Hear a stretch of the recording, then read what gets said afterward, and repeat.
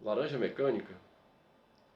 Quando Stanley Kubrick filmou este filme, no início dos anos 70, baseado na obra, no livro, do Anthony Burgess, ele não previa a reação da crítica, nem do público, nem das próprias autoridades.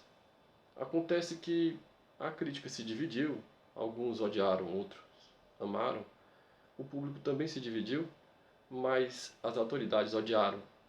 E o filme foi altamente censurado, isso é, ele não poderia ser exibido em vários países.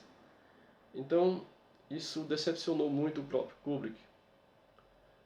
Acontece que era comum acontecer esse tipo de reação e esse tipo de censura, de limitação em relação a filmes nos anos 70, nos anos 80.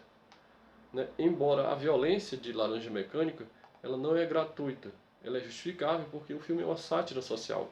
Através dele, Kubrick pretendia fazer uma sátira e ele estava sendo fiel ao próprio livro, que também era violento, e não era algo gratuito. Acontece que anos depois, quando eu era criança, nos anos 80, eu olhei o cartaz e Laranja Mecânica havia sido liberado para ser exibido no Brasil.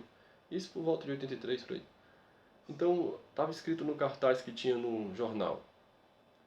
Este filme foi proibido em mais de 50 países, por aí. Então, o que acontece? Você percebia que aquilo ali não era só uma questão de aviso, mas servia como uma divulgação do filme. O filme foi proibido, então um filme chocante.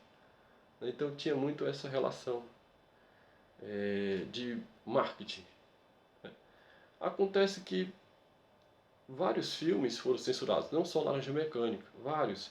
E não só isso, não havia cinemas dispostos a exibir filmes de arte, porque eles não tinham retorno financeiro. Então havia uma limitação muito grande. Muitas obras elas eram limitadas, elas não conseguiam, você não conseguia ver esses filmes. Elas eram citadas em obras, em livros de críticos, mas elas não eram acessíveis e só se tornaram acessíveis depois. Quando surge o VHS, quando surge o DVD, então você passa a encontrar várias obras que nem eram chocantes, nem eram violentas, nem eram assim, mas que não eram exibidas nos cinemas. Os cinemas não exibiam. E isso era bastante estranho. Para mim, que poderia ler um livro na época de crítica, quando eu tinha 15 anos, 16, e era citado ali vários filmes que você não encontrava em lugar nenhum. E é interessante, depois quando você ia no locador, você encontrava o filme. Ah, olha aqui, filme citado pelo crítico. Então, isso aconteceu muito.